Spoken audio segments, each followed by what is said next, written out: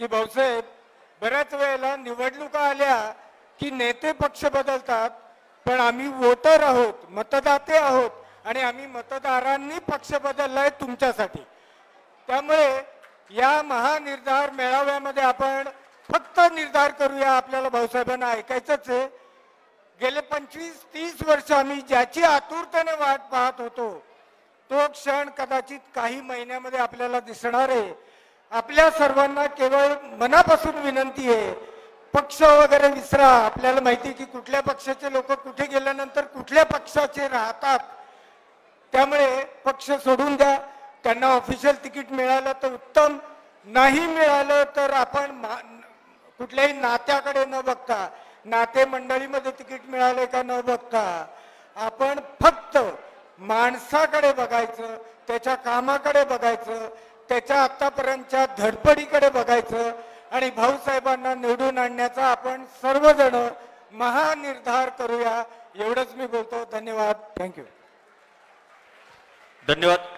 त्यानंतर या ठिकाणी मनोगत व्यक्त करण्यासाठी वृक्ष मित्र सन्मान्य अरुणजी पवार साहेब यांना विनंती आहे की या महानिर्धार मेळाव्याच्या निमित्तानं आपण शुभेच्छा व्यक्त कराव्यात, ही आपल्याला विनंती असेल।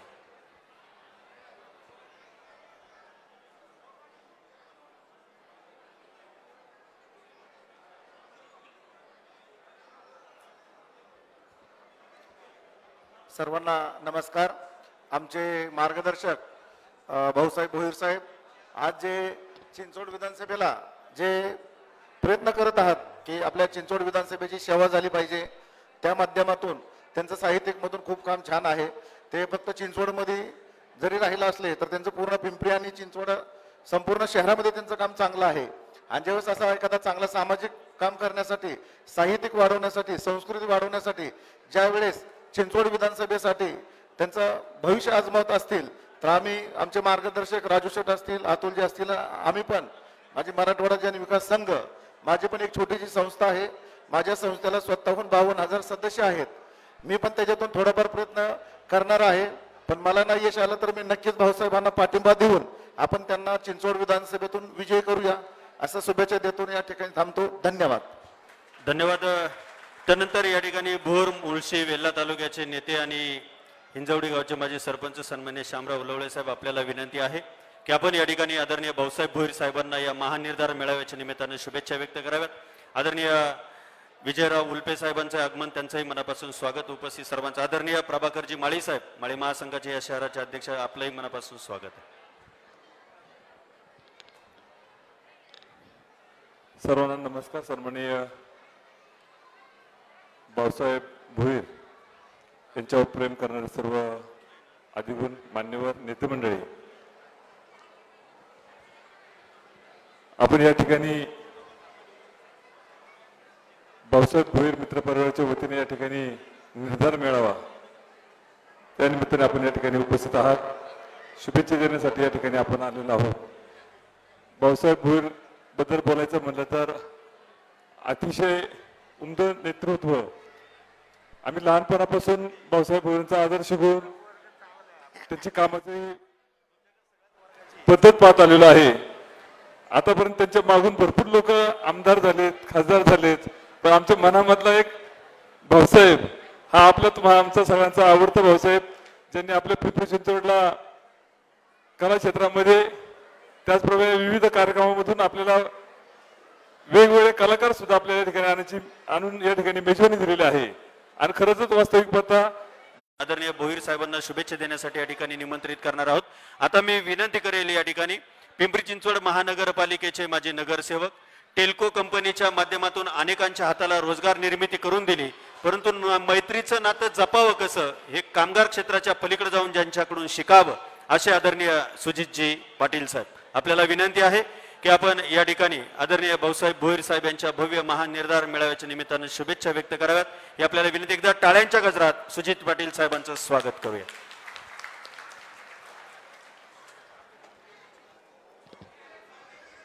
आमचे मित्र आदरणीय भाऊसाहेबजी भोईर,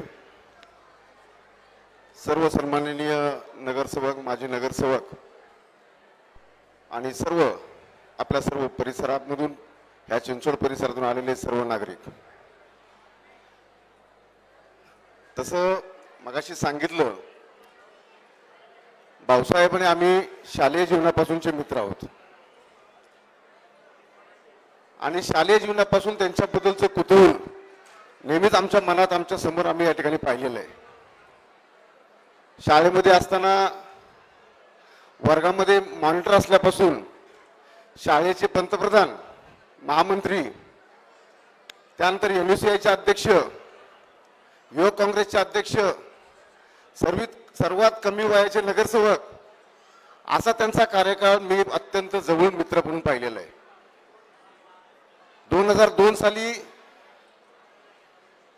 आमच्या परिसरामधून त्यांच्याबरोबर काँग्रेस पक्षाचं तिकीट मलाही त्या ठिकाणी मिळालं आणि आम्ही दोघेही त्या ठिकाणी निवडून आलेलो होतो.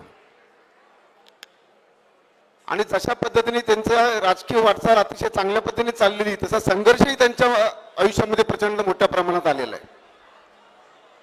बऱ्याच वेळा तत्वाशी लढताना चांगल्या गोष्टी त्यांच्या हातून सुटलेल्या आहेत. मला आठवते 1999ला ज्यावेळी काँग्रेसमधून राष्ट्रवादी पक्ष निर्माण झाला आणि बऱ्याच मोठ्या प्रमाणामध्ये राष्ट्रवादीमध्ये सर्व मंडळी गेली, त्यावेळी मला आठवतं मी भाऊसाहेबांना म्हटलं, भाऊसाहेब तिकडे तुमचं भविष्य आहे, तुम्ही का थांबताय? पण जी आजपर्यंतची विचाराची लढाई आहे, जी तत्वाची लढाई, ती त्यावेळी त्यांनी अखंडपणे त्या ठिकाणी पाळली. कदाचित त्यामध्ये त्यांचं नुकसानही झालं, परंतु त्या गोष्टीची त्यांनी कधी पर्वा केलेली नाही. आणि आज इतक्या वर्षानंतर आज चिंचवड परिसरातले प्रश्न आपण पाहतोय आणि इतक्या वर्षानंतर एक संधी त्यांच्या माध्यमातून आपल्या संमेलन सर्वांना आलेला आहे की आपला लोकप्रतिनिधी असावा कसा, विधानसभेमध्ये आपले प्रश्न कसे मांडले जातील, ह्या निश्चितपणे गोष्टी त्यांच्या माध्यमातून इथे पूर्ण होतील अशी मी या ठिकाणी अपेक्षा व्यक्त करतो. बराच संभ्रम आहे, बरेच पक्ष आहेत. भाऊसाहेब कुठल्या मार्गाने जाणार आहेत, कुठल्या पक्षातनं जाणार आहेत ते त्यांनी ठरवावं. आम्ही तुमच्या बरोबर राहणार हे निश्चितपणे आहे. आणि मी हे जाहीरपणे या ठिकाणी सांगतो. आमचे मित्र आलेले आहेत, तिथे बरेचसे टाटा मोटरचे मित्र आलेले आहेत, आमच्या परिसरातले लोक आलेले आहेत. मी त्यांना एवढंच सांगतो, भाऊसाहेब तुम्ही पुढे व्हा, कुठल्याही पद्धतीची काळजी करू नका, हे सर्व सैनिक सदैव तुमच्या पाठीशी या ठिकाणी खंबीरपणे राहतील अशी अपेक्षा या ठिकाणी व्यक्त करतो. इथंच थांबतो आणि भाऊसाहेबांना शुभेच्छा देतो. धन्यवाद.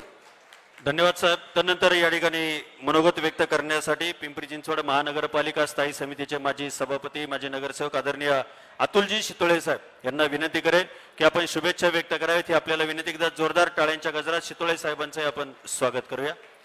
त्याचबरोबर आदरणीय सरपंच पैलवान राजाभाऊ जाधव यांचं या ठिकाणी आगमन झाले. राजाभाऊ, आपल्याला विनंती, आपण समोर येऊन स्थानापन्न व्हावं. उपस्थित सर्व मान्यवर, आमचे मार्गदर्शक भाऊसाहेब भोईर, खरं तर भाऊसाहेबांनी दम मारून पाठवले, कारण दादागिरी यांची धाकट्या भावावरतीच चालते की 5 मिनिटात उरकायचं. परंतु भोईर कुटुंबियांचं राजकीय क्षेत्रात योगदान एवढं मोठं आहे की हे 5 मिनिटात न संपण्यासारखं आहे. खरं तर भाऊसाहेबांचे वडील सोपानराव भोईर उर्फ आप्पा ही 86 साली, मला वाटतं 2 मार्चला पहिली निवडणूक झाली आणि 3 मार्चला निकाल होता. आणि मला वाटतं मार्च महिन्यामध्येच, मार्च एंडिंगला काहीतरी महापौराची निवडणूक झाली आणि आप्पा मला वाटतं अपक्ष निवडून आले होते. काँग्रेस पक्षाचे 25 नगरसेवक, भाजपचे 4 नगरसेवक, जनता पक्षाचे 4 नगरसेवक, एस काँग्रेस म्हणजे समाजवादी काँग्रेसचे 10 नगरसेवक, असं 60 लोकांचं हे सभागृह होतं. आप्पांना विरोधी पक्षाकडनं म्हणजे एस काँग्रेसकडनं तिकीट मिळालं. NR शिंदे अध्यक्ष होते, आप्पांचे सहकारी माझे वडील नानासाहेब शितोळे देखील होते. आणि असं असताना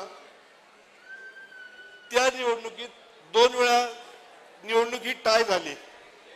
म्हणजे लांडगे साहेबांना पण 30 मतं पडली आणि आप्पांना पण 30 मतं पडली. परत एकदा असं निवडणूक झाली, परत 30 मतं झाली आणि सगळ्यात शेवटी काय चमत्कार घडला ते माहित नाहीये, 2 मतं बाद झाली आणि त्याच्यानंतर आप्पांना काहीतरी 28 मतं आणि लांडगे साहेबांना 32 मतं. लांडगे साहेब पहिले महापौर झाले.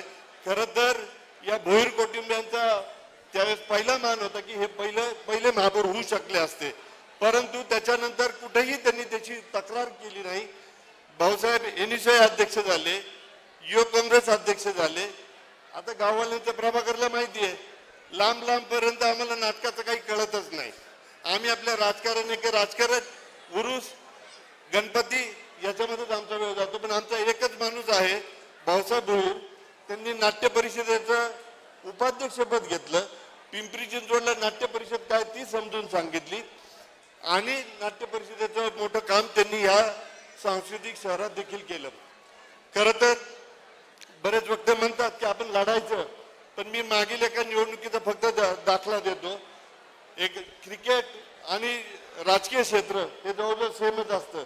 शेवटच्या बॉलला क्रिकेटमध्ये काय होईल कुणी सांगू शकत नाही आणि राजकीय क्षेत्रामध्ये शेवटच्या क्षणामध्ये कुणाचं तिकीट सगळ्यांना माहिती की कशी शाही लावल्या जाते, कसं हे लावलं जातं, नाव बदललं जातं, शेवटी काय होईल कुणीच सांगू शकत नाही.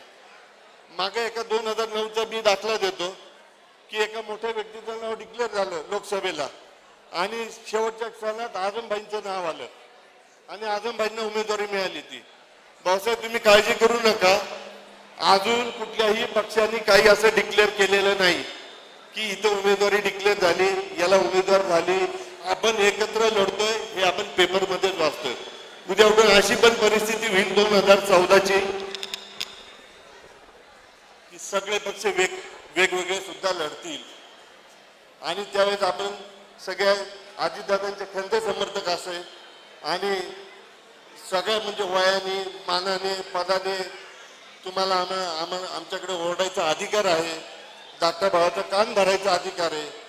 तुम्हालाच तिकीट मिळेल आणि पिंपरी चिंचवडच्या राजकारणातले लास्ट बॉलला 6 मारणारे भाऊसाहेब भोईर हे जावेद मिळाल्या ठरतील. एवढं बोलून मी थांबतो. धन्यवाद. धन्यवाद शितोळे साहेब. आदरणीय सरपंच राजाभाऊ जाधव, आपल्याला विनंती आपण समोर येऊन स्थानापन्न व्हावं ही आपल्याला विनंती. त्यानंतर आता उपस्थित इथं सर्व महिला भगिनींच्या वतीनं महिला प्रतिनिधी म्हणून सन्माननीय विमला चौधरी आपल्याला विनंती करेल की आपण उपस्थित सर्व महिलांच्या वतीनं या ठिकाणी आपलं मनोगत व्यक्त करावं. आदरणीय विमलाताई चौधरी.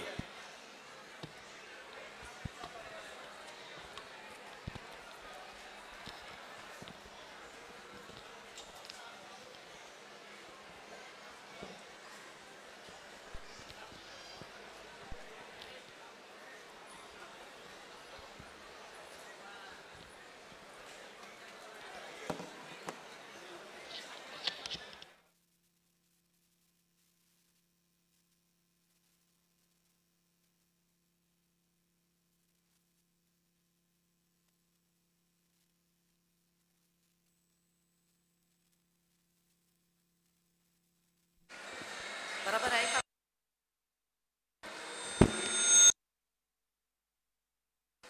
बोलिए नवदुर्गे माते की। परम आदरणीय विराजमान श्रीमान भाऊ साहेब भोईर, और नाम तो नहीं जानती हूँ लेकिन आप जितने भी चीफ गेस्ट और विधायक सांसद जितने भी सब पधारे हुए हैं चीफ गेस्ट, उन सब का तहे दिल से हार्दिक स्वागत और अभिनंदन करती हूँ। जब से मैंने सुना भाऊ साहेब भोईर बहुत ही अच्छे नेता है, कर्मठ व्यक्ति है। अभी तो ज्यादा तो कुछ नहीं कहूंगी आपके बारे में, लेकिन 2 शब्द कह के इतना कहूंगी अटल विश्वास के साथ कि भाऊ साहेब आगे बढ़ो, हम तुम्हारे साथ हैं। भाऊ साहेब आगे बढ़ो। मुंह नहीं खुलता तो बात नहीं होती और सूरज नहीं ढलता तो रात नहीं होती। और भाऊ साहेब ने इधर ये कार्यक्रम रखा होता तो अपनी मुलाकात नहीं होती, अपनी मुलाकात नहीं होती। जो जहाजों से टकराते हैं उसे तूफान कहते हैं और नारी शक्ति को सम्मान देते हैं उसे भाऊ साहेब भोईर कहते हैं। हमें रोक सके ये जमाने में दम नहीं, हमसे जमाना, जमाने से हम नहीं। जिंदगी के बोझ को हंसकर उठाना चाहिए और राह की दुश्वारियों पे मुस्कुराना चाहिए।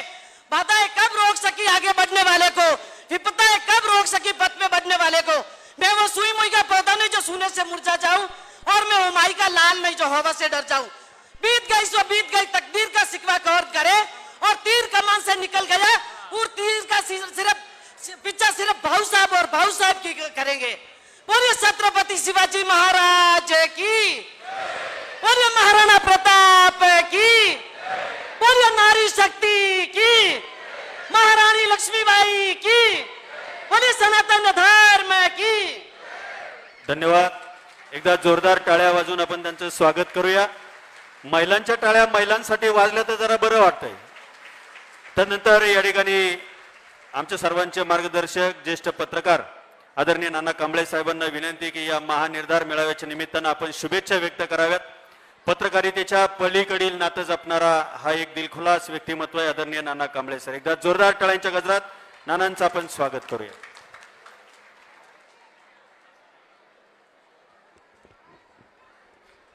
खरं तर तब्येत बिघडले त्यामुळे जास्त बोलणार नाही. मला खूप बोलायची इच्छा आहे आज, पण जेवढं शक्य आहे तेवढं बोलण्याचा प्रयत्न करणार आहे. सगळ्यात पहिल्यांदा इथे जमलेल्या सगळ्या चिंचवडच्या सैनिकांना माझा मानाचा मुजरा.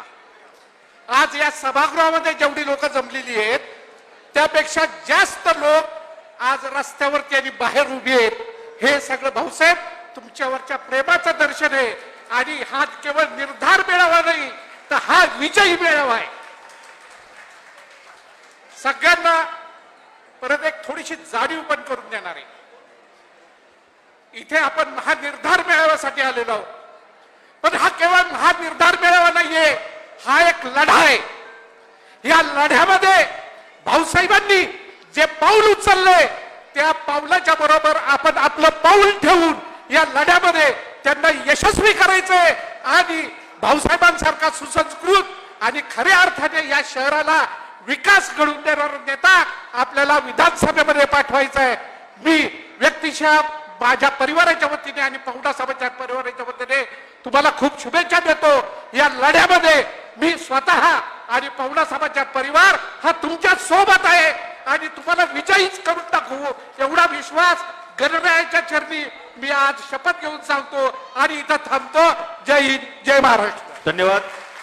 त्यानंतर या ठिकाणी पिंपरी चिंचवड शहर राजस्थान समाजाचे अध्यक्ष सन्माननीय पुनाराम गेहलोत आपल्याला विनंती की 2 मिनिटात आपण या कार्यक्रमाच्या निमित्तानं या महानिर्धार मेळाव्याच्या निमित्तानं शुभेच्छा व्यक्त करायच्या. राजस्थान समाज पिंपरी चिंचवड शहराचे अध्यक्ष पुनाराम गेहलोत. एकदा जोरदार टाळ्यांच्या गजरात आपण स्वागत करूया.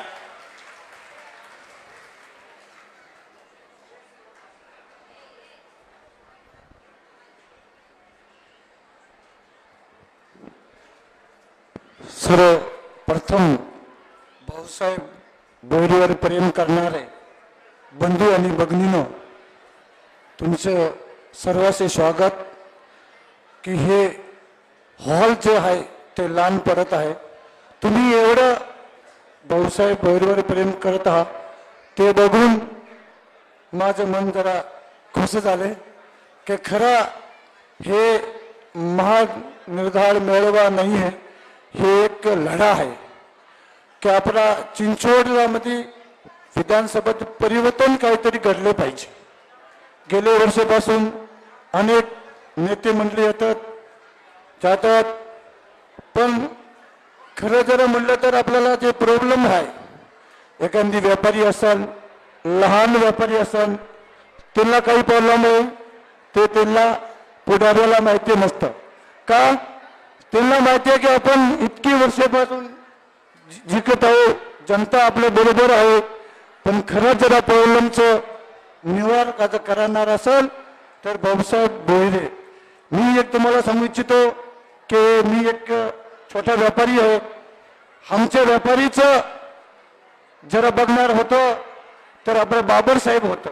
आज ते बाबरसाहेब नाही आहे, बाबरसाहेबांचे कमी आहे. नेहमी आम्हाला ते कमी खलती की बाबरसाहेब असलं तर हे झालं नसतं.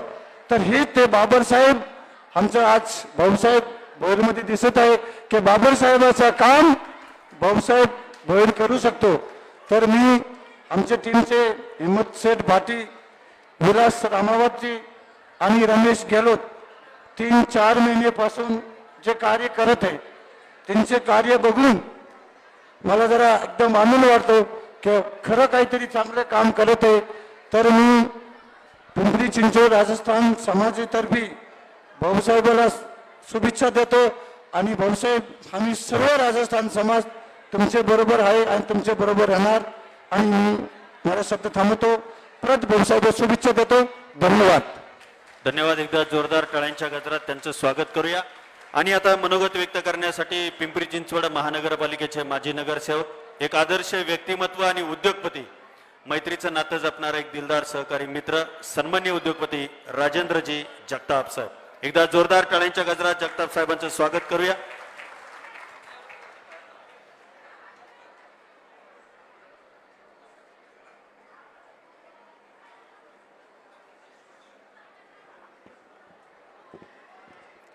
आज भाऊसाहेब भोईर यांच्या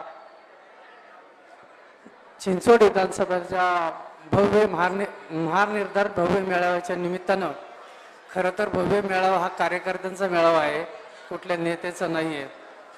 जर भाऊसाहेबबद्दल जर बोलायचं म्हटलं तर आमची मैत्री मला वाटतं 1986 पासून आहे आणि भाऊसाहेबांनी 86 पासून मैत्री केली.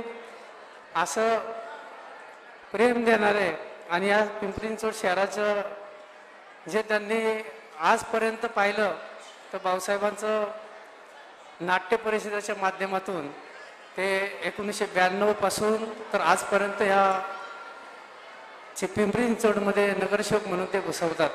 पण मला एवढंच खंत वाटते की भाऊसाहेबांच्या मागून येणारे अनेक जण आमदार झाले, मग त्याच्यामध्ये मी पण सुद्धा राजेंद्र जगताप आहे हे लक्षात राहू द्या. कारण आमचे आज ते हयात नाही आहेत, ते 1909 पासून 14ला झाले, 9ला झाले, 19ला झाले, 24ला पण आमच्याच घरात आमदारकी आहे. याचा विचार करा. आणि आपला मतदारसंघ मला वाटतं हा 6,77,000 इतका मोठा मतदार आहे. हा मतदार मला वाटतं मामुर्डीपासून पश्चिमेकडे मामुर्डी आणि पूर्वेकडे सांगवी पिंपळेकरो एवढा मतदारसंघ हा मोठा आहे. ह्याच्यामध्ये विचार केला तर आम्ही सातत्याने बघत असतो की आमच्याकडं सांगवी पिंपळेकरोच्या माध्यमातून आमचे सातत्याने आमदार येत असतात. तसं तुम्ही चिंचवड मतदारसंघामध्ये चिंचवडकर कधीतरी असा एक चंग बांधा की आपला चिंचवडचा आमदार झालं पाहिजे आणि भाऊसाहेबासारखा आमदार व्हायला पाहिजे, असा एक चंग बांधा. आम्ही सातत्याने आमच्या बाजूला आम्ही तिकडे जर पाहिलं तर तुम्ही एक लक्षात ठेवा की आता सांगवी पिंपळेकरोचा मतदारसंघ आहे, तो मतदार त्या ठिकाणी 1.25 ते 1.5 लाख मतदान आहे. 1.25 लाख मतदानामध्ये पाहिलं तर ते 50% मतदान जर झालं तर 60-65 हजार मतदान होतं.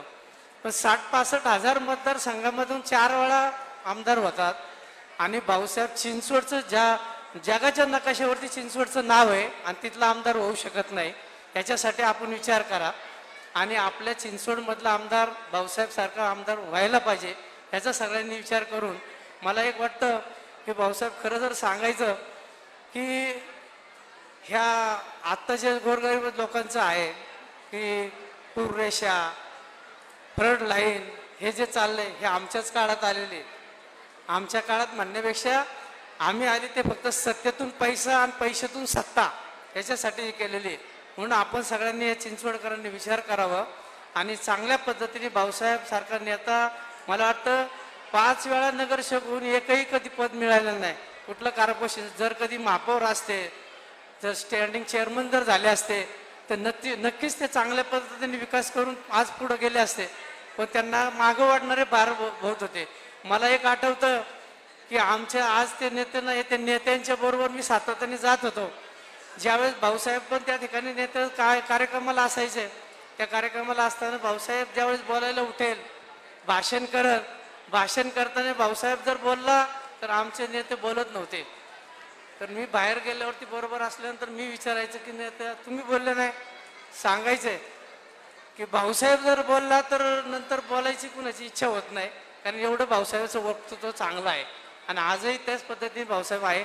जर तुम्ही पाहिलं की भाऊसाहेब मी पहिलं सांगत की आपल्या ह्या पिंपरी चिंचवडच्या विकासासाठी भाऊसाहेब निश्चितपणे चांगलं काम करत आणि आमच्या परिसरामध्ये एक पाहिलं की 60-65 हजार मतदान होतं. ते 60-65 हजार मतदान जर झालं तर त्यातलं 90% 95% मतदान त्या आमच्या नेत्याला पडतं. म्हणून ते मतदान कसं कमी करायचं हे आपल्याला बघितलं पाहिजे आणि तुमच्यासारख्या कार्यकर्त्यांनी जर निश्चितपणे चांगली ताकद दिली तर भाऊसाहेब चांगल्या पद्धतीने निवडून येतील. आता पूररेषा निर्णयामध्ये सांगितलं की काल कमिशनरनी पण हे दिलंय की आम्ही निवडणूक झाल्यानंतर हे पूररेषामध्ये आम्ही हे करणार, ती बांधकामं पाडणार. पूररेषा आमच्याच काळात आलेली आहे आणि आम्हीच आणलेली आहे, कारण आमचा व्यवसाय व्हायला पाहिजे म्हणून आम्ही आणलेली आहे. ती मला वाटतं पुण्याला पुन्हा महापालिकेमध्ये ती पूररेषा नाही आहे. ती पूररेषा का नाही त्यांनी घेतली नाही, आपण पैसे देऊन पूररेषा घेतली आणि आपण लोकांची वरवर घेतोय. आज जर पाहिलं तर पिंपरी चिंचवड मध्ये रावेतपासून तर सांगवीपर्यंत दोन्ही साईडनी पूररेषेचा हे भूत आहे. त्याच्यामध्ये पाहिलं जर पिंपरी चिंचवडचा खरोखर विकास करायचा असेल तर विकासाच्या माध्यमातून आमच्यासारख्याला आमच्या परिसरामध्ये एवढं सातत्याने 5 वेळा आमदार असून ती पूररेषा निघाली नाही. फक्त स्वतःची पूररेषा निघालेली, स्वतःची पूररेषा ब्ल्यू लाईन खाली घेतली. त्या ठिकाणी आमची शाळा होती, आमच्या स्कीमा होत्या, पण गोरगरीब जनतेसाठी काही केलं नाही. गोरगरीब जनता आज सुद्धा ते टांगती तलवार आहे. त्या ठिकाणी टांगती तलवार अशी आहे की उद्या जर नोटिसं दिल्या, आता मला वाटतं सर्वांना नोटिसं दिल्यात आणि ती बांधकाम पाडायचं म्हणतात. जर गरिबांना सगळ्यांना सांगितलं असं थोडेफार, मला वाटतं 2016ला 1 महिन्याचा कालावधी होता की सर्वांनी पैसे भरा आणि ती ब्ल्यू लाईन कमी करा, पण ती काय कमी करायला फक्त आमची स्वतःचीच आम्ही केली, दुसऱ्या लोकांना कुणाला सांगितलं नाही. ती ब्ल्यू लाईन कमी झाली नाही.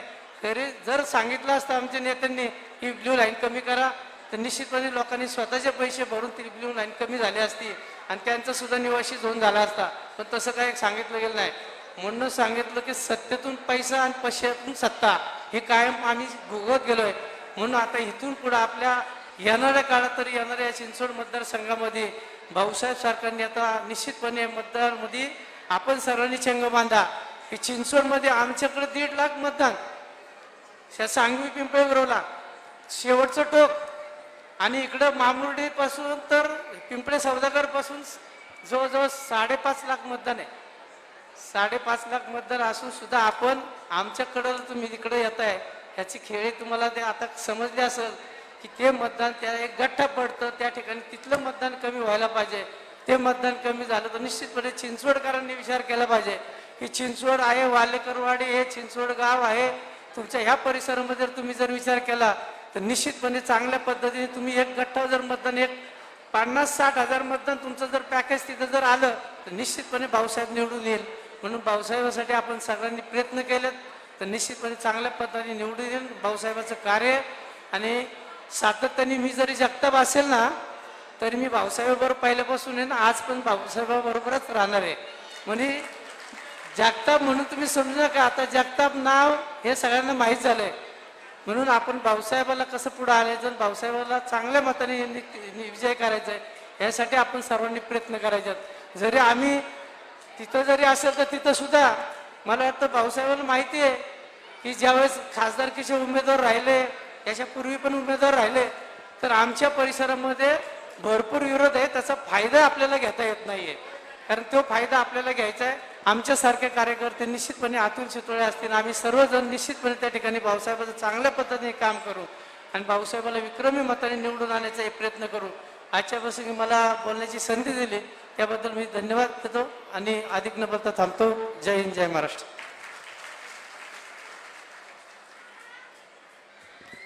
धन्यवाद जगताप साहेब.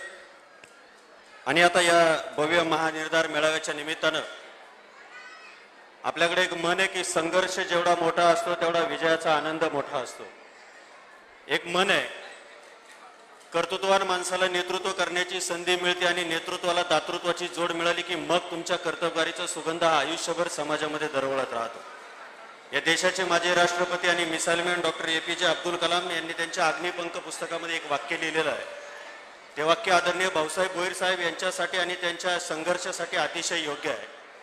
मंजिलें उन्हीं को मिलती है जिनके सपनों में जान होती है, मंजिलें उन्हीं को मिलती है जिनके सपनों में जान होती है, यही पंख होने से कुछ नहीं होता, हौसलों से उड़ान होती है. तो हौसला खऱ्या अर्थाने तुमच्या संघर्षाचे शब्दरूपाने गाथा इंद्रायणीच्या तीरावरती, पवनेच्या तीरावरती जी औद्योगिक नगरी म्हणून या महाराष्ट्रातून आणि अखंड हिंदुस्थानमधून आपल्या आयुष्याची स्वप्न घेऊन इथपर्यंत आलेल्या तुमच्या कपाळावरचा घाम या मातीमध्ये जिरला आणि या मातीतून असंख्य कर्तृत्ववान फुलं निर्माण झाली. या सगळ्यांना बरोबर घेऊन या शहराला औद्योगिकांना बरोबर अध्यात्माचा वारसा आणि वसा आहे. परंतु हा वारसा आणि वसा लाभल्यानंतर सुद्धा ज्यांनी आपल्या कार्य कृती कर्तृत्वातून एक नवी झळाळी निर्माण दिली आणि संस्कृतीचा वारसा या पिंपरी चिंचवड शहराला या देशाच्या नकाशावरती निर्माण करून दिला, ते या शहराच्या सांस्कृतिक पटलावरचं एक दिलखुलास व्यक्तिमत्व, या शहराचे माजी नगरसेवक संघर्षाच्या गाथेवरती यशाचं पाऊल खुणा उमटवत असताना असंख्यांनी त्यांचा आधारवाड निर्माण करावा. उद्याचा सूर्य तेजोमय किरणांनी पाहत असताना ते किरण डोळ्यामध्ये तप्ततेने घेऊन उद्याचा संघर्ष आकाशामध्ये घेत असताना आनंदाचे अश्रू निर्माण होऊन त्या यशाचा विजयोत्सव व्हावा म्हणून हा महानिर्धार मेळावा ज्यांच्या मार्गदर्शनाखाली संपन्न होतोय, ते चिंचवड विधानसभा मतदारसंघाला आणि या शहराला एक विकासाची नवी ओळख निर्माण करून देणारं एक कृतिशील गतिशील नेतृत्व सन्माननीय भाऊसाहेबजी भोईर साहेब. एकदा जोरदार टाळ्यांच्या गजरात या दिलखुलास व्यक्तिमत्वाचं स्वागत करूया. माननीय भाऊसाहेब भोईर साहेब, दोन्ही हात उंचावून टाळ्यांच्या गजरात स्वागत करूया. आदरणीय भाऊसाहेब भोईर साहेब. भूपती प्रजापती सुवर्णरत्न श्रीपती अष्टवधान जागृत अष्टवधान वेष्टित न्यायालंकार मंडित शस्त्रास्त्र शस्त्र पारंगत राजनीती धुरंधर प्रौढ प्रताप पुरंदर क्षत्रिय कुलावतंस सिंहासनाधीश्वर राजाधिराज श्रीमंत श्री श्री श्री छत्रपती शिवाजी महाराजांचा, धर्मवीर छत्रपती संभाजी महाराजांचा, राजमाता जिजाऊ मासाहेबांचा. हम तुम्हारे साथ हैं भाऊसाहेब, हम तुम्हारे साथ हैं, हम तुम्हारे साथ हैं. थांबा जरा, आता हात खोलतो.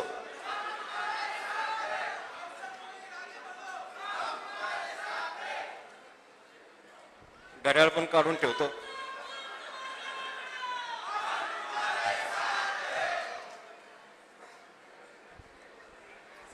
येताना मी प्रत्येक टोपीवर लिहिलं होतं भाऊसाहेब. लोकांचा असा गैरसमज नको व्हायला की मी टोपी घातली, कारण मला एवढ्या लोकांनी टोप्या घातल्या आहेत, ते एवढं गोडाऊन भरलंय. या ठिकाणी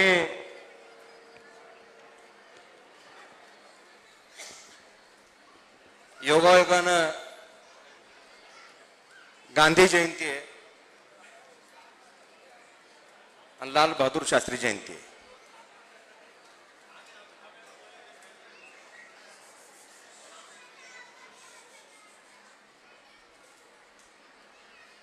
योग चांगले आहेत, योग चांगले असावे लागतात.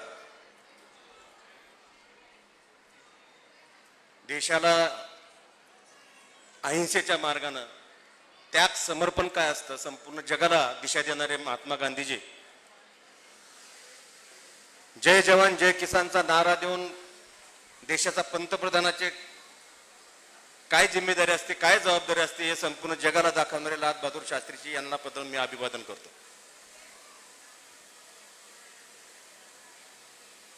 छत्रपती शिवराया शाहू फुले आंबेडकरांना निवेदन करतो. महान साधू मोराय गोसावे, क्रांतीवीर चापेकर यांना अभिवादन करतो. आणि सर्वात महत्वाचं, माझ्याकडे कोणतंही पद नसताना गेली अनेक वर्ष सातत्याने काम करीत असताना ज्यांनी माझ्याबरोबर कायम राहिले आणि कोणतेही आमिष न दाखवता या ठिकाणी माझ्यावर प्रेम करून माझ्या मेळाव्याला उपस्थित राहिलेले माझे सर्व बांधव माता भगिनी,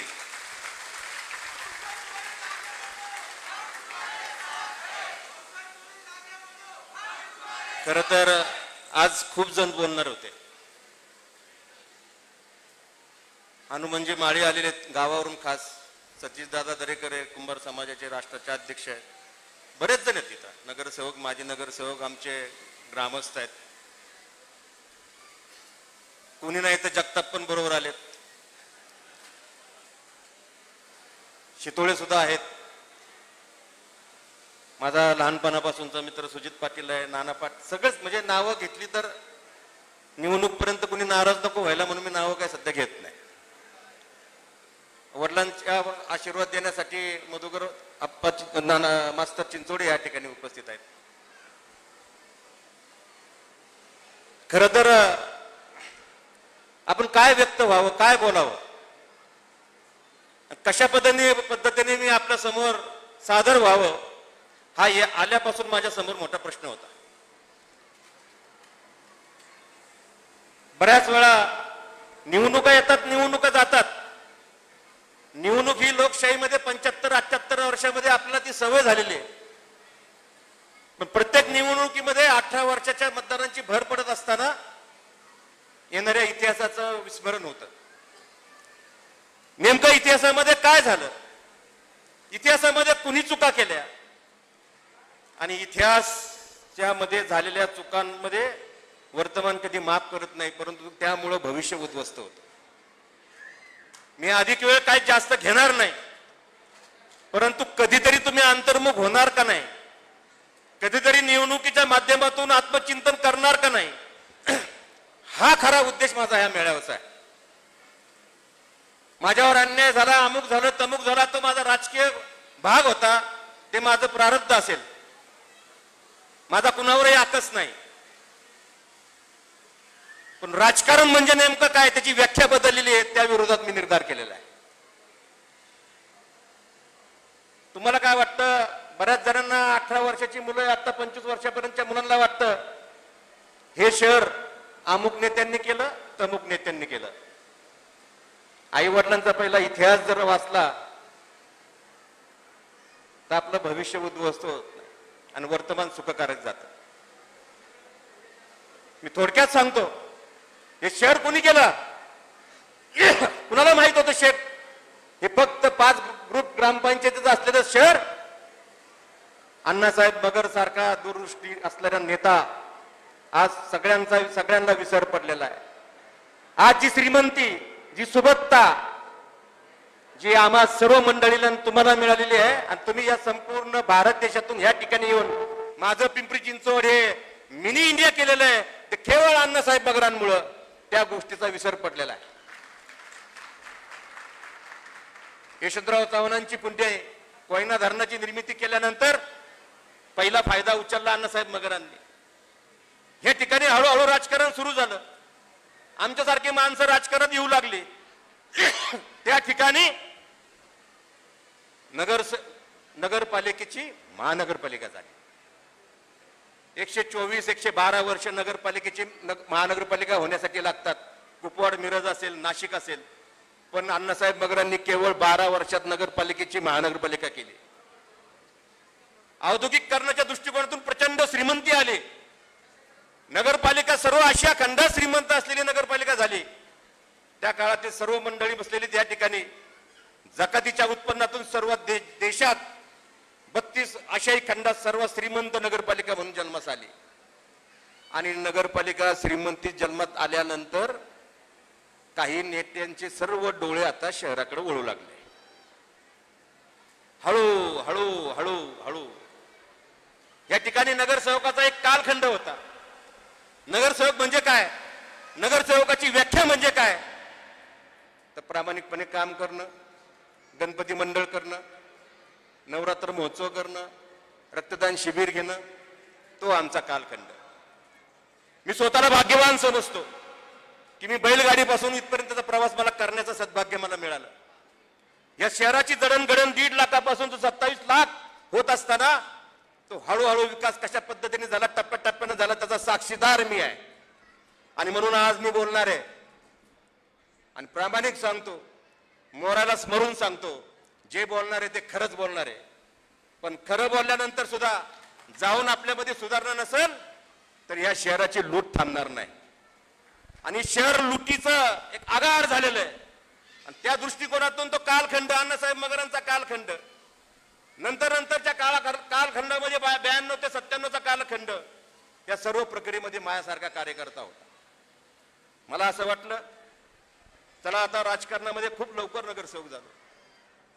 तुमच्या माहितीसाठी सांगतो, राजकारणामध्ये राजकीय क्वालिफिकेशन लागतं. मी शैक्षणिक म्हणत नाही, 10वी नापास असेल तरी चालेल, 4थी नापास असेल तरी चालेल, पण एक प्रक्रिया असते.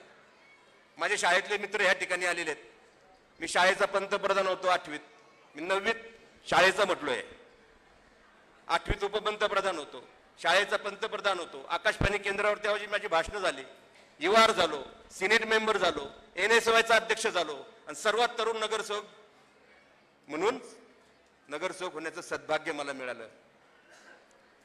शॉर्टकट राजकारणात कधीच चालत नसतो, पण मधल्या काळामध्ये शॉर्टकटचा कट जात होतोच हे माहीत असून सुद्धा नेत्यांमध्ये माझ्या बाबतीत कोणता आकस होता हे आजपर्यंत मला समजलं नाही की मी नेमकं काय चुकलो. विद्यार्थी दशेपासून काम करत आलो, सराईतपणे मला भ्रष्टाचार करता येत नाही, सराईतपणे लाचारी करता येत नाही, सराईतपणे खोटं बोलता येत नाही, कोणत्या ठेकेदाराला कधी त्रास दिला नाही, नेमकं मला सुधरतच नाही. आणि मी प्रश्नाचं उत्तर शोधतोय की नेमकं माझ्यावर असं काय मी चुकलो. 92ला नगरसेवक झालो, चला म्हणलं आपलं स्टँडिंग कमिटीचा चेअरमन होऊ, आणि मला माहित होतं स्टँडिंग कमिटी चेअरमन मध्ये लय मजा असते. म्हणलं हो आपण एकदा आपली आर्थिक सुबत्ता चांगली होईल. झालं तेही नाही. महापौर विषय सोडून द्या, महापौरसाठी आम्ही मास्तर चिंचोडेंचं नाव सांगितलं होतं, त्यांचाही कार्यक्रम केला. नंतर म्हणलं उपमहापौर तरी द्या, म्हणले उपमहापौर पण नाही, म्हणलं छोट्या कमिटीचा अध्यक्ष तरी द्या. राजाभाऊ गोलंडे साक्षीला तिथं राजाभाऊ साळुंके असते, तेही नाही.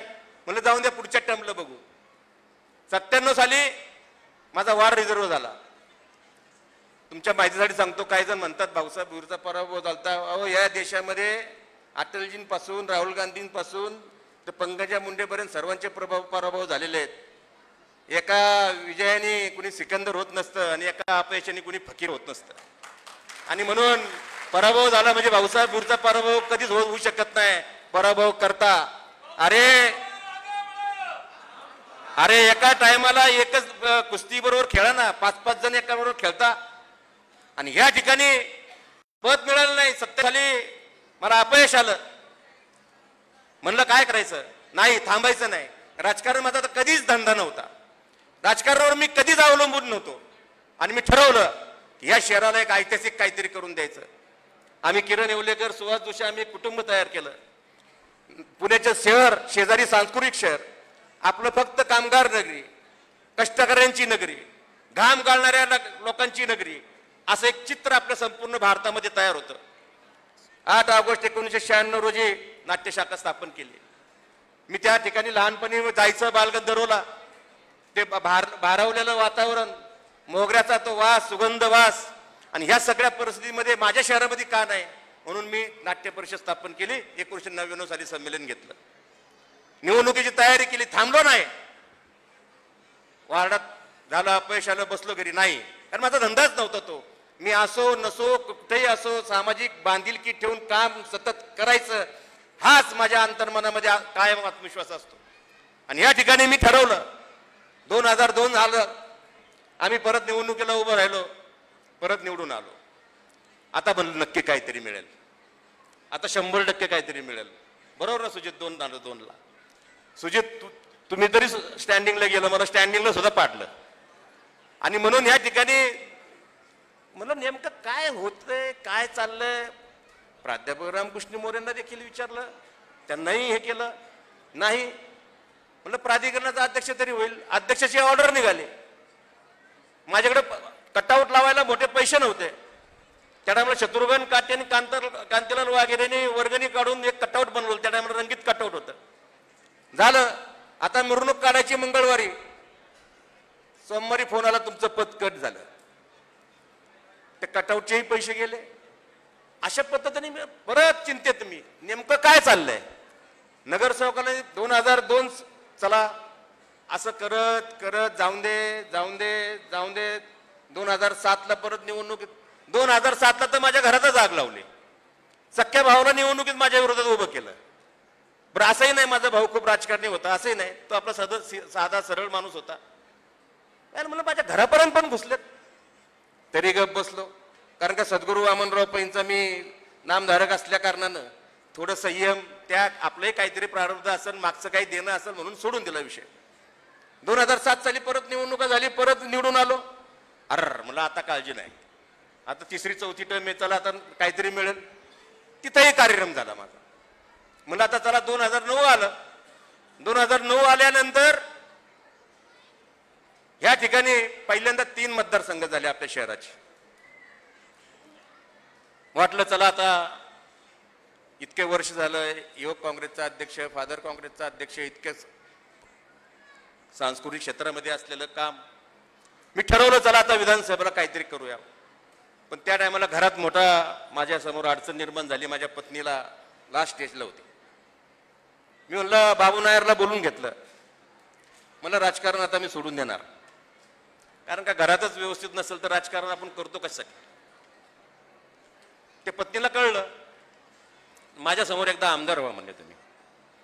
मी म्हणलं ठीक आहे, आमदार होऊन असं काय नाही. म्हणले मला अजून 2-4 महिने जास्त दिवस जगल मी. म्हणलं ठीक आहे, पण आता होणार कसं काय, कारण का 3 मतदारसंघ, राष्ट्रवादीची ताकद, विलासराव देशमुखांना भेटलो काळजी करू नको, अशोक चव्हाणांना भेटलो काळजी करू नको, पण म्हणलं मेन म्हणजे राष्ट्रवादीच्या प्रमुख नेत्यांना भेटलं पाहिजे.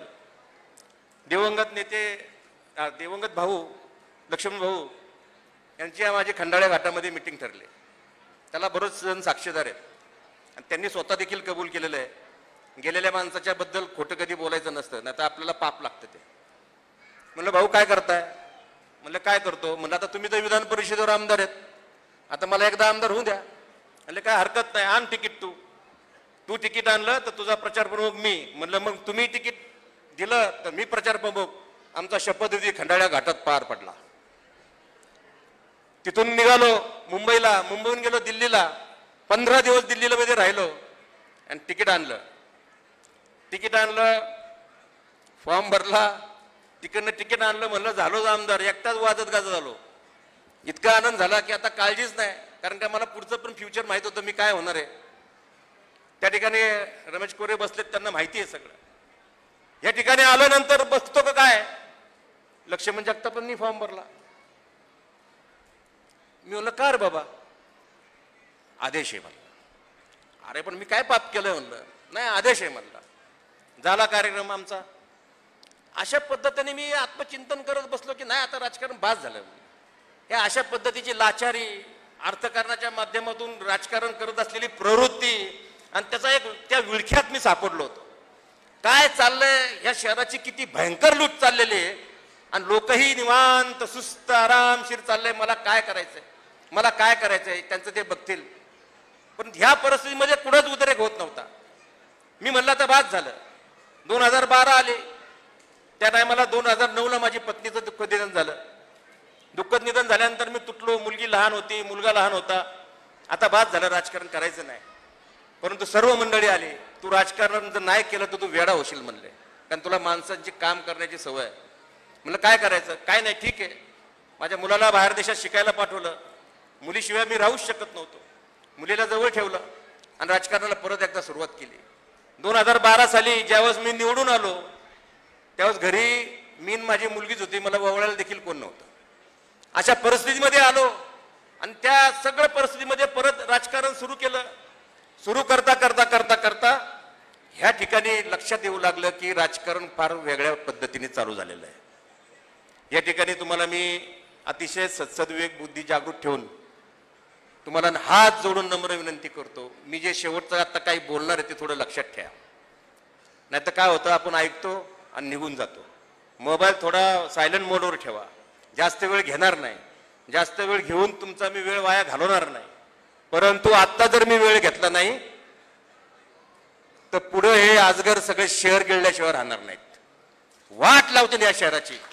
आणि तुम्हाला आता हीच वेळ ही क्रांती करण्याची. या ठिकाणी इतकी प्रचंड लूट चाललेली. थांबा, आपण संपल्यानंतर मग घोषणा देऊ.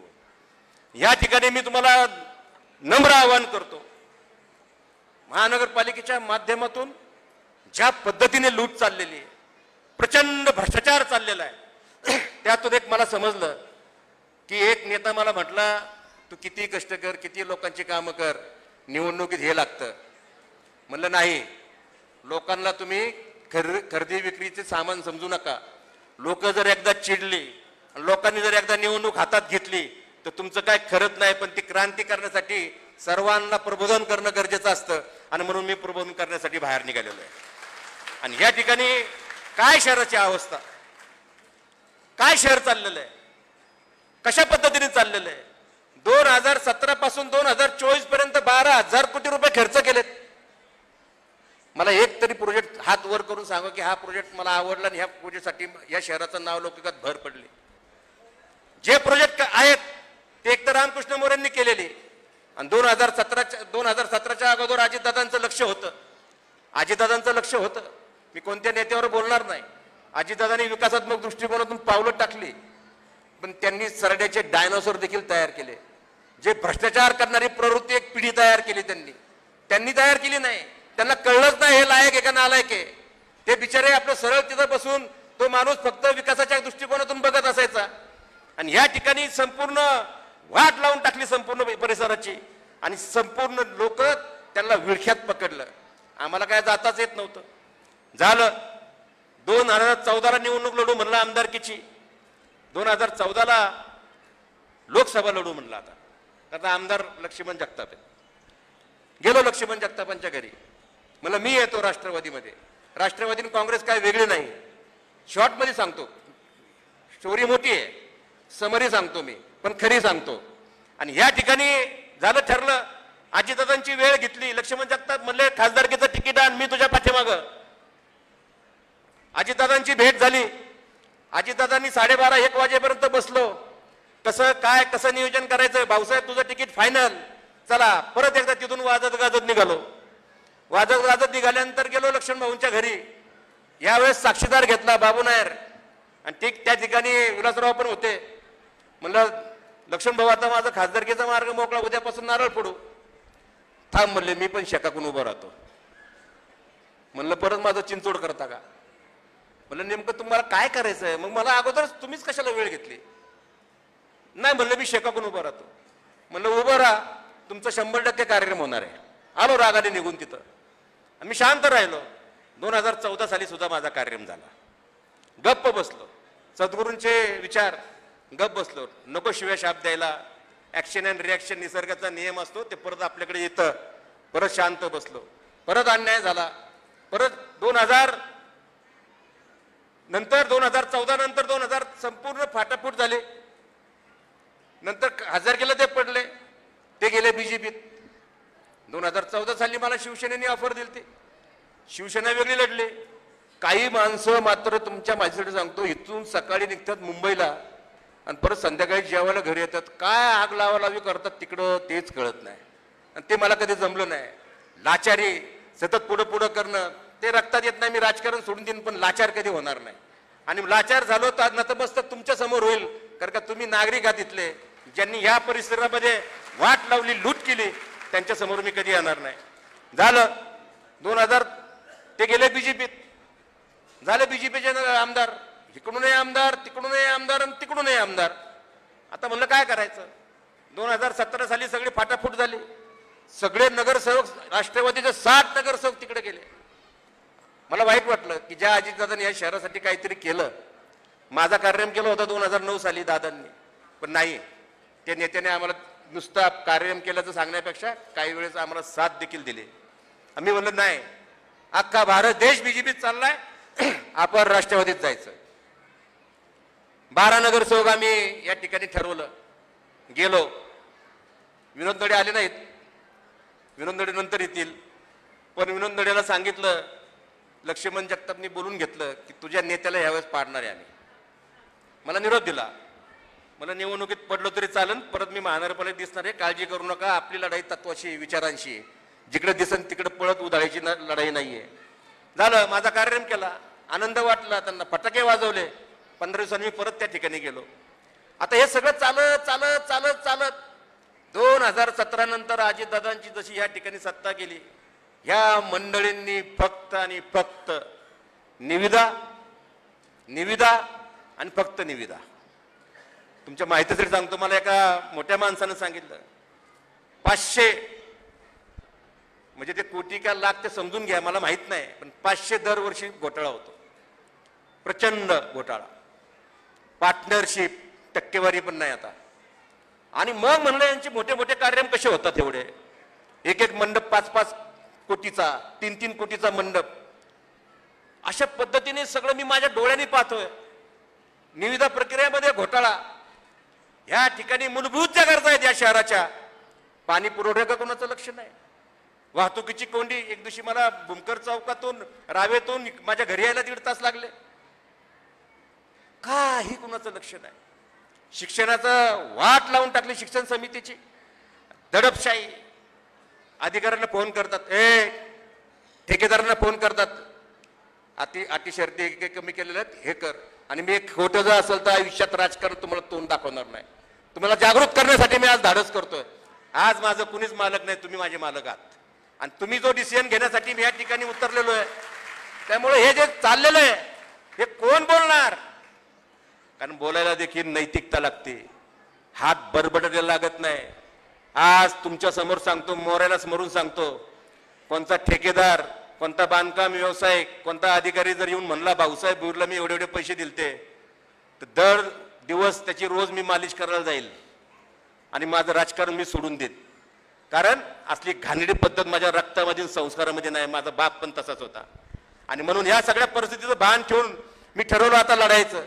आवडतच नाही. बरं, दुसरी गोष्ट नेत्यांना सांगावं. नेते म्हणतात राजकारणामध्ये थोडं चालतं, थोडं चालतं ना, थोडं चालतं. नेहमी आंघोळ ही तांब्यानी करावी, अख्खी बादलीच अंगावर घेताय तुम्ही. आणि लूट लूट चाललेली. तुमच्या खिशात अदानी अंबानीची महानगरपालिका नाही, तुमची माझी, आपण विश्वस्त आहोत त्या महानगरपालिकेचे. पण नाही, कुणीच लक्ष द्यायला नाही. सोसायटीवाले म्हणतात आम्हाला कलर करून द्या, आम्हाला बोरिंग बांधून द्या, बाकीचे म्हणतात आम्हाला एवढे एवढे पैसे द्या. आता तुम्हाला मला कालच एकाने फोन केला, तू फक्त उभा राहा, 25ची होती, आता 25 रुपये का 25 लाख का 25 मला माहित नाही, तू उभा राहिल तर आम्ही 50 खर्च करणार आहे. एवढं धाडस येतं कुठून? तुमच्या कष्टाचे पैसे तुम्ही 1 रुपये तरी खर्च करू शकता का? ह्यांना माज मस्ती फक्त आणि फक्त पैशाची आलेली, आणि ती पण फक्त तुमच्या आमच्या पैशाची मस्ती आलेली आहे. महानगरपालिका लुटून खाल्लेली. आणि ह्या परिस्थितीमध्ये जर तुम्ही आता जागृत झाला नाही तर तुम्हाला काळ माफ करणार नाही. येत्या 2-3 वर्षात महानगरपालिकेला बाजार निघेल. महानगरपालिकेच्या इतर ठिकाणी देखील तुम्ही संपूर्ण माहिती घ्या. पगाराला पैसे नाहीत आपल्याकडे, फक्त जो तो येतोय नेता पिंपरी चिंचवड मला आवडतं, जो तो येतोय मला नेता पिंपरी चिंचवड मला आवडतं. पिंपरी चिंचवड का आवडतं माहिती का? एवढे एवढे भेटतात वर्षाला, एवढे एवढे. माहिती घ्या. खोटं बोलत असेल तर तुम्ही मला सिद्ध करा की मी खोटं बोलतोय. लूट चाललेली ह्या शहराची. आता म्हणलं बाद झालं, तत्वानेच चालायचं, विचारानेच चालायचं. पण आता कोणतरी क्रांती करायला पाहिजे. स्वातंत्र्यवीरांनी जर स्वातंत्र्यपूर्व काळामध्ये विचार केला असता तर काय करायचं आपल्याला या देशाचं, माझं आत्मधन कशाला मी करू, माझा पोरगा आमदार होईल का पुढं, खासदार होईल का पुढं, तर देश स्वतंत्र झाला नसता.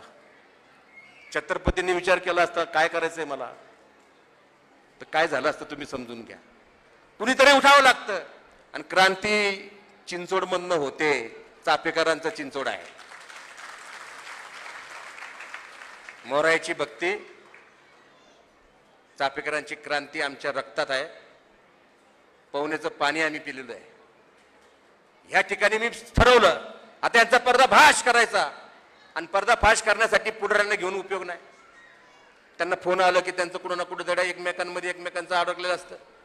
नको, परत महानगरपालिकेचं तिकीट पाहिजे, महानगरपालिकेत तिकीट दिल्यानंतर पैसे पण मिळतील, घाबरत घाबरत सगळे बाहेर पडतायत.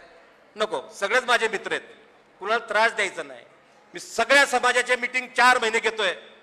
जून महिन्यामध्ये प्रचार चालू केलेला आहे मी.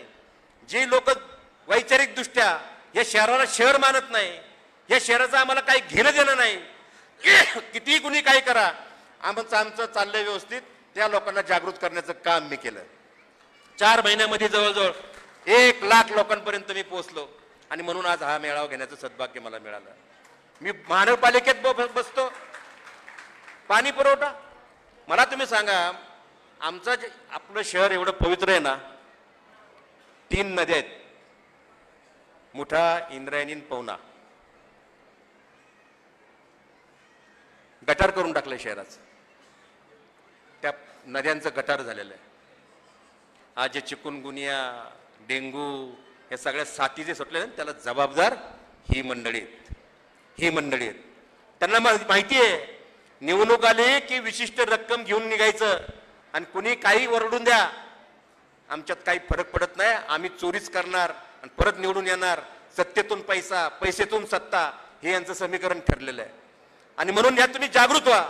हा निर्धार मला आमदार व्हायचंय, आता माझा आमदार होण्याने काय राज्यपाल आता उडी घेणार नाहीत अरबी समुद्रात. प्रश्न असा आहे आमदार का व्हायचं, आमदार म्हणून का वावरायचं, आमदाराची काय कामं असतात, आमदारांनी वागावं कसं. अरे विधान भवनात उभं राहिलं तर चिंचोडचा बुलंद आवाज दिसला पाहिजे, मोराळ गोसाईचा आवाज दिसला पाहिजे, चाफेकरांची क्रांती दिसली पाहिजे. तेच जाऊन वाकायचं जी sir, you sir, yes sir, अशी यांची प्रवृत्ती का. अधिकाऱ्यांबरोबर यांना चांगलं बोलावं लागतं, फक्त आणि फक्त मनी डोळ्यासमोर ठेवून. का तर निवडणुकीत फक्त मनी कामास येतो असा त्यांचा भ्रम झालेला आहे. पण ह्या झालेल्या निवडणुकीमध्ये सगळ्यांचा भ्रमनिराश झालेला आहे. आणि म्हणून ह्या सगळ्या वाहतुकीची कोंडी असेल, पर्यावरण असेल, शिक्षण असेल, कुणाचंही लक्ष नाही. या संपूर्ण पाणी पुरवठ्याचं माझ्या जन्मापासून मी ऐकतो पावना धरण, 9 TMCचं धरण. 40 वर्षापूर्वी 9 TMC, 1 लाख लोकसंख्या होती, 9 TMC. 27 लाख TMC झालेले, 27 लाख लोकसंख्या झालेली आहे, 9 TMC. 9 TMC मध्ये 3 TMC गाळ आहे. पाणी पुरवठ्याचं बंद योजना बंद पडली. इथं कुणी जर माहिती घ्या, डॉकेट वाचा, राजाभाऊ गोलंडे साक्षीदार आहेत, या ठिकाणी राजाभाऊ साळुंके साक्षीला आहेत. मी बोललो तर बंद योजना करू नका, योजना चांगली आहे पण संपूर्ण ताब्यात घ्या. नाही म्हणले निविदा काढा. कितीतरी कोटीचा घोटाळा होता, निविदा निघाल्या नाही, निविदा निघाल्या. म्हणलं हाच प्रोजेक्ट 15 वर्षानंतर 2000 कोटीवर जाईल. तुमच्या माहितीसाठी सांगतो, तो प्रोजेक्ट आता 2000 कोटीवर गेलाय, पण अजून ते झालेलं नाही. पाणी पुरवठा, सोसायटी मधले जे टॅक्स भरून घर घेतात तिथं टँकरने अजूनही पाणी पुरवठा कर, पावसाळ्यात सुद्धा टँकरने पाणी पुरवठा. तिथं काही नाही, कुणाचं लक्ष चाललं नाही. टेंडर कितीचं आहे, 400 कोटीचं आहे का, 200 कोटीचं आहे का, 100 कोटी. बरं 10,000चं टेंडर सुद्धा सोडत नाही ती लोक, तिथं सुद्धा त्यांचा पंटर आहे. सगळी रांग, हे सगळा पर्दाफाश करण्यासाठी मी निर्धार केलेला आहे. आणि मी अधिक वेळ न घेता मी एवढंच सांगणार आहे, कुठेतरी जागृत व्हावा, कुठेतरी माणूस म्हणून आपल्या शहराचं शहरपण जे टिकवण्यासाठी, जी संस्कृती टिकवण्यासाठी, संस्कार टिकवण्यासाठी शाहू फुले आंबेडकरांचं नाव घ्यायचं, इकडे ज्ञानबा तुकारामाचं नाव घ्यायचं, इकडे मोरायाचं नाव घ्यायचं आणि लूट त्यांना देखील शर्मेनं मान खाली घालावं लागेल अशा पद्धतीने वातावरण तयार करायचं. आणि ही जी सवय लागलेली आहे, ही सवय आपल्याला समूळ नष्ट करणं गरजेचं आहे. राजकारणामध्ये पदं येतात, पदं जातात, पदं एक विशिष्ट कालखंडासाठी असतात, पण पद टिकवण्यासाठी तुम्हाला काहीतरी वास्तव करायला लागतं. या ठिकाणी मी नेत्यांकडे पण गेलो, मला हे असं चाललेलं आहे, नाही हे असंच चालायचं, हे असंच चालायचं. आणि आपण सण का, तर लोकांची मानसिकता तयार झालेली आहे. अर्थकारणाच्या माध्यमातून मी निवडूनच, त्या नेत्यांची मानसिकता तयार झालेली आहे, मी निवडून येऊ शकतो, कुणीही समोर उभं राहून द्या. आणि म्हणून मला या सर्व महानगरपालिकेमध्ये जो गोंधळ चाललेला आहे, जो घोटाळा चाललेला आहे, मला आयुक्तांचं या ठिकाणी आवर्जून नाव घ्यावं असं वाटतं. आयुक्तांची माझी नाट्य संमेलनाच्या निमित्तानं माझे संबंध आले, म्हणजे खूप काही त्यांना करावं असं वाटतं. त्यांना कोणी काही प्रकल्पच घेऊन जात नाही, त्यांना कोणी साथच देत नाही. 3 नेते फोन करतात वरून, 3 हे 2 वेगळे, CM वेगळे, ज्या माणसाला पाहिजे कामच करून देत नाही. ते म्हणले मी काही काम करणार नाही, मी जोपर्यंत आहे तोपर्यंत. परंतु अशा चांगला माणूस आल्यानंतर देखील विकासात्मक दृष्टिकोनातून घोडदौड करण्याच्या ऐवजी फक्त लुटीच्या माध्यमातून या शहरामध्ये कसे, अर्थकारणाच्या माध्यमातून कसं आपली वाटचाल होईल, या ठिकाणी आपल्या शहरामध्ये काही स्वतःला राजेशाही घराणे समजतात. राजेशाही घराणे, त्यांचा तो स्टाईल, त्यांची सगळी पद्धत, वागण्याची पद्धत, बोलण्याची पद्धत. एक नेता गेला सोसायटीमध्ये, किती पैसे पाहिजे म्हटला, सांगा काय बसायचं, अशा पद्धतीची मस्ती आलेली लोक तयार झालेली आहेत.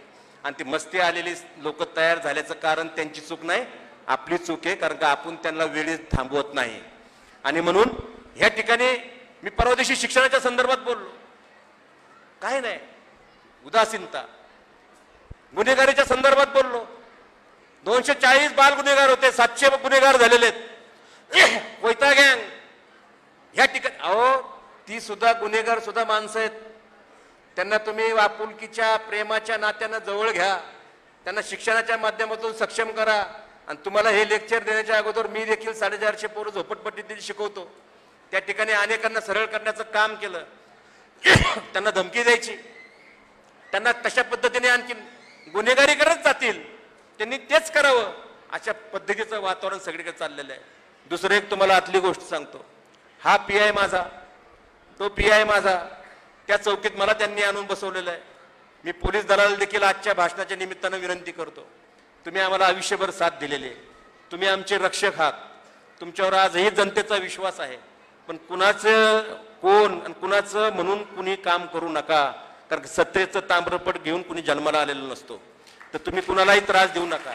आज भाऊसाहेबच्या मेळाव्याला गेले आणि एक सांगतो सर्व विरोधकांना देखील, मी आहे तसा राहू द्या. सद्गुरू माझ्या डोक्यात आहेत आणि संस्कार देखील माझ्या डोक्यात आहेत. लता दिदींपासून तर सर्व अतिशय विद्वान लोकांच्या संगतीत माझी वाटचाल सुरू झालेली आहे. तुम्ही माझ्या कार्यकर्त्यांना कुणी दम द्यायच्या भानगडीत पडू नका. आज अहिंसा दिन आहे, मी अहिंसेनेच सांगतो, हात जोडून सांगतो. नंतर मी या नंतरच्या कालखंडामध्ये अशी गुंडगिरी खपवून घेणार नाही. अर्थात पोलीस चौकीत जाईल, मी काय करणार नाही. पण ह्या ठिकाणी सर्वांनी पेटून उठण्याच्या पाठीमागचं कारण की शहर फार बकाल झालंय, कुणाचंही लक्ष नाही. जो येईन तो ओरबडतोय, प्रत्येकाचा एक पंटर त्या ठिकाणी बसलेला आहे. आणि ह्या सगळ्या गोष्टीला मूठ बांधी द्यायची असेल तर ह्या निवडणुकीत. आता निवडणुकीच्या माध्यमातून मी म्हणलं चला काय करावं, कोणत्या पक्षाकडे जावं. 2019ला पोटनिवडणूक आली, मी म्हणलं मला तिकीट द्या, मी सिनियर आहे. लक्ष्मण भाऊंची जरी सहानुभूती असते तर माझी पण सहानुभूती आहे. लक्ष्मण भाऊचा आत्म्याला शांती कधी होईल, जोपर्यंत मी आमदार होत नाही तोपर्यंत. कारण का त्यांनी मला शब्द दिला होता, म्हणले भाऊसाहेब माझ्याकडून चूक झालेली आहे, हे खोटं बोलत नाही, खोटं बोलत असेल तर मोराया गोसावी माझ्या पण सोन फिरवेल. मी खरंच बोलतोय, खरं हे माझ्या रक्तात आहे, त्याची किंमत मी मोजतोय, पण खरंच बोलत राहणार. कारण का रात्रीची भीती वाटते, एकट्याला झोप आली पाहिजे. खोटं बोलून काही नाही, कोण संपत्तीवरती घेऊन जाते. तर माझं मी बोललो भाऊंच्या आत्म्याला शांती पाहिजे असेल तर मला उमेदवारी द्या. नेत्यांका गेलो, म्हणले काय झालं, उमेदवारी द्या. म्हणले सर्वेमध्ये तुझं नाव नाही. म्हणलं सर्वे काय असतो. आता सर्वेची मोठी गंमतच आहे. म्हणजे मुंबईत कोणतरी येणार, मला भेटणार, मला म्हणणार तुमचं नाव भाऊसाहेब भोईर, बरं तुला माहिती आहे का तुझं घर कुठे आहे. मग मी सांगायचं हो तिथे तिथं घर आहे. मग माझा बेडरूम कोणत्या दिशेला आहे, माझा हॉल कोणत्या, हे मलाच सांगणार कोण, सर्वेवाला. ह्यांचे सर्वे हे असे सगळे मॅनेज करतात. माझं तिकीट कट केलं, तिकीट कट केलं. मी शब्द दिला होता नानाला की ज्याला उमेदवारी मिळेल त्याशी गद्दारी करणार नाही, गद्दारी माझ्या रक्तामध्ये नाही. आणि म्हणून मी नानाचं पण इमानदारीत काम केलं. आता इमानदारी माघार घेऊन घेऊन गपचूप बसून बसून माझा पार कार्यक्रम होत चाललेला आहे. आता हे कार्यक्रम करायचा झाला तर हे महानगरपालिकेत बोलायला कोण राहिलं नाही. उघडपणे नेत्यांच्या विरोधात कोण बोलत नाही, भ्रष्टाचाराविषयी कोण बोलत नाही, दडपशाहीविषयी कोण बोलत नाही, झुलशाहीविषयी कोण बोलत नाही, पाण्याचा सुकाळ, पर्यावरणाच्या संदर्भात कुणाचं लक्ष नाही, शिक्षणामध्ये कुणाचं लक्ष नाही. महानगरपालिकेच्या माध्यमातून पिंपरी चिंचवड शहर हे अतिशय भौगोलिकदृष्ट्या सुंदर करण्याच्या दृष्टिकोनातून कुणाचं नियोजन नाही. म्हणजे आता आपण उतरायला हरकत नाही. म्हणून मी 4 महिने या ठिकाणी अंदाज घेत आहे. जास्त काय मी बोलणार नाही, पण येईन मी भाषण करून निघून जाईल, माझ्या भावना तुमच्या समोर व्यक्त होईल, माझं काम संपेल. पण तुमची काही नैतिक जबाबदारी आहे का नाही, तुमचं काहीतरी कर्तव्य आहे का नाही, तुमच्या या शहराप्रती तुमची काहीतरी आत्मीयता आहे का नाही. या शहरानं तुम्हाला काय दिलं नाही, तुम्हाला आत्मसन्मान दिला, तुम्हाला नाव दिलं, तुम्हाला संपत्तीच्या माध्यमातून आर्थिक तुम्हाला स्थिरता दिली. या सगळ्या गोष्टीचं तुम्ही शहरासाठी काहीतरी देणं लागतं का नाही. आणि म्हणून तुम्ही आता पेटून उठा. पेटून उठा म्हणजे कुणाला काय आग लावायची नाही, आपल्याला काय कुणाला पेटवायचं नाही, पण अंतर्मनामध्ये काहीतरी तुम्ही पेटवा, ज्योत पेटवा. ती विचारांची ज्योत असू द्या, सुसंस्कृतपणाची ज्योत असू द्या, परिवर्तनाची ज्योत असू द्या, भ्रष्टाचाराला पासून मुक्त करण्याची ज्योत असू द्या, आत्मविश्वासाने राहण्याची ज्योत असू द्या. आणि ह्या ठिकाणी जे माजलेली मंडळी आहेत, ज्यांनी या शहरामध्ये वाहाकार चालवलेला आहे, या ठिकाणी त्यांच्यावर मात करण्याची ती सुवर्ण संधी आहे. मी कुणाचं नाव घेऊन बोललेलो नाही. ज्याला राग येईल, जो भ्रष्टाचार केला त्याला राग येईल. भाऊसाहेब भुईरकर बऱ्याच जणांच्या कुंडल्या आहेत. ज्या दिवशी भाऊसाहेब भुईरचं नाव घेतील त्या दिवशी मी तुमच्या किचनपर्यंत घुसाल. मला सगळं माहिती आहे. माझ्या नादाला लागलं तर विकासात्मक लागा, माझ्या नादाला लागलं तर राजकीय माध्यमातून लागा. कोणत्याही पातळीवर जाऊन जर टीका केली तर मी सोडणार नाही. काहीतरी कमेंट्स टाकायचे भाऊसाहेब भुईरचा अरे भारतीय जनता पक्षाचे 80% लीडर्स हे पराभूतच झालेले होते ना, अटलजींपासून सगळे. पराभव काय म्हणजे काय दुसरी कोणती गोष्ट आहे का? लढून मैदानातून पळून गेलेलो माणसं नाहीत आम्ही. आणि म्हणून काही बोलत असताना तोंडावर विचारावर ताबा ठेवा. नाही तर मी आता निघालेलो आहे. तुमचा आशीर्वाद भेटणार आहे का नाही हे विचारण्यासाठी आजचा मेळावा आहे. मी निघालेलो आहे. उद्यापासूनच प्रचार चालू. तुम्ही म्हणत असाल तर हात वर करून सांगा मी उभं राहू का नको.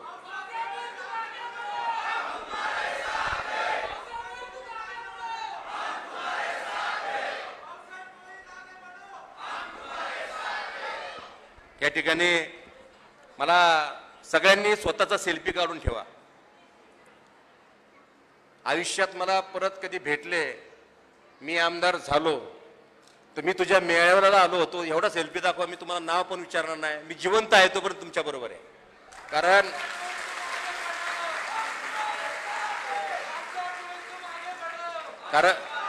कारण बरेच जण पेड लोक आणतात सभेला. तुम्ही माझ्या प्रेमासाठी एवढी गर्दी केली. या मित्रांच्या मी अनेकांच्या गेली अनेक दिवस सभा घेतोय, मीटिंग घेतोय, त्यांना प्रवृत्त करतोय. पण माझा हा क्षण मी उभ्या आयुष्यात कधी विसरणार नाही.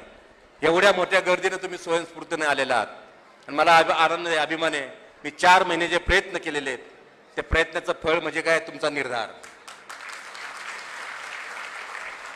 माझ्या आयुष्यामध्ये आता बाकीचे माझे स्वतःचे वैयक्तिक स्वार्थ काही राहिलेले नाही. माझ्या मुलीचं अतिशय चांगलं झालं. माझा गौरव, माझा मुलगा, त्याच्याबरोबर माझी मानसी आहे. माझ्या मुलाचंही व्यवस्थित झालेलं आहे. मुलाच्या लग्नाचा एक फायदा झाला. एक सून आणली, 5 भाऊ मला विनामूल्य मिळाले. म्हणजे वागेरे कंपनी आमचे सगळे मिळालेले आहेत. त्यामुळं ह्या सगळ्या परिस्थितीचं भान ठेवून माझं वैयक्तिक स्वप्न सगळे पूर्ण झालेले आहेत. पण हे शहर खूप वाईट झालेलं आहे, घाण झालेलं आहे शहर. तुम्हाला माहीत नसेल तर सांगतो. मी नाट्य परिषदेच्या माध्यमातून ज्यावेळेस आम्ही धोत्रे साहेब आलेत आमचे बंधू, आम्ही बाहेर जातो लातूरला, सोलापूरला. त्यांना जर मी म्हटलं ना कधी की नमस्कार नमस्कार, तुम्ही काय करता? नगरसेवक आहे. कुठं? पिंपरी चिंचवडला. आयला मजाच आहे तुमची राव. अशा आविर्भावामध्ये तुच्छतेने आपल्याकडे बघतात आणि त्याचं वाईट वाटतं. असं बोलल्यानंतर त्यामुळे मी सांगायचं सोडून दिलं की मी पिंपरी चिंचवडचा नगरसेवक आहे. कारण का पिंपरी चिंचवडचा नगरसेवक म्हणजे फक्त लूट, श्रीमंती हेच सगळ्यांच्या डोक्यात या नेते मंडळींनी टाकून दिलेलं आहे. आणि म्हणून मी तुमच्या वतीने निर्धार पक्का करतो. माझ्यासाठी सगळ्या पक्षाचे दरवाजे उघडे आहेत. मला कोणीच वर्जन नाही. आता कुणी कुठं जाऊन बसायला लागले. पण सर्वेमध्ये माझं नाव नसलं तर, मोठा सर्वे यांचा खूप नामांकित लोकांचा सर्वे असतो, तर मात्र माझ्या पक्षाचं नाव मोराळा गोसावीची भक्ती हा माझा पक्ष आणि चापेकरांची क्रांती हेच माझं लक्ष, हा माझं पक्षाचं नाव असणार. बाद झालं. लक्ष्मण जगताप सुद्धा अपक्षच उभे राहिले होते ना माझा कार्यक्रम करण्यासाठी. आता यांचा कार्यक्रम करण्यासाठी, भ्रष्टाचाराच्या विरुद्ध लढण्यासाठी, दडपशाही मोडीत काढण्यासाठी, झुंडशाही मोडीत काढण्यासाठी आणि भ्रष्टाचार मुक्त शहर करण्यासाठी माझा लढा आजपासून तयार. आजपासून मी ठरवलंय, मी निवडणुकीला उभं राहणार म्हणजे राहणार.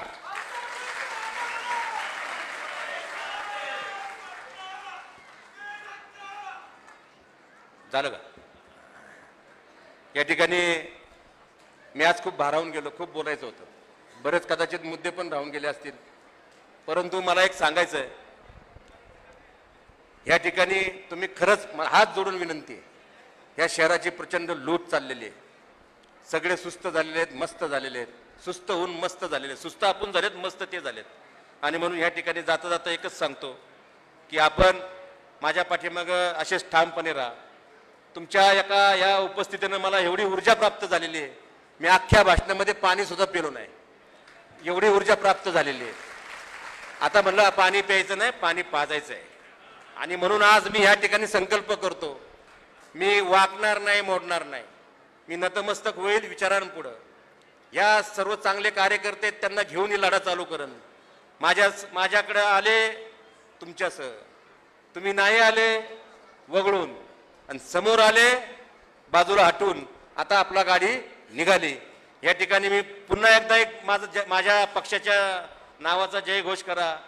गणपती बाप्पा, छत्रपती शिवाजी महाराज की. निघालो आता क्रांती करण्यासाठी. असाच तुमचा आशीर्वाद द्या. धन्यवाद. जय हिंद, जय महाराष्ट्र. धन्यवाद भोईर साहेब. आपण सगळेजण या निर्धार मेळाव्याच्या निमित्तानं इथे उपस्थित राहिलात. आपल्या सर्वांचं आदरणीय भाऊसाहेब भोईर आणि मित्र परिवाराच्या वतीनं मनस्वी स्वागत आहे. फक्त एकच विनंती आहे, बाहेर या लॉनच्या बाहेर पडताना पहिलं महिलांना प्राधान्य द्या, महिलांना पहिलं बाहेर जाऊ द्या. सगळ्या पुरुषांना विनंती आहे की कृपया आपण सर्वांनी थांबून राहावं. पहिलं आदरणीय महिला भगिनींना बाहेर जाऊ द्या, त्यांच्या बरोबर लहान मुलं आहेत. आपल्याला विनंती आहे की कृपया आपण महिला भगिनींना बाहेर जाऊन द्यावं. आपण सर्वजण, सर्वच राजकीय क्षेत्रातले, राजकीय पक्षांचे मित्र परिवार सगळेजण या ठिकाणी उपस्थित राहिलात. उपस्थित आपल्या सर्वांचं भाऊसाहेब भोईर यांच्या वतीनं आणि भोईर परिवाराच्या वतीनं, भाऊसाहेब भोईर मित्र परिवाराच्या वतीनं मनस्वी स्वागत आहे. आपल्या सगळ्यांना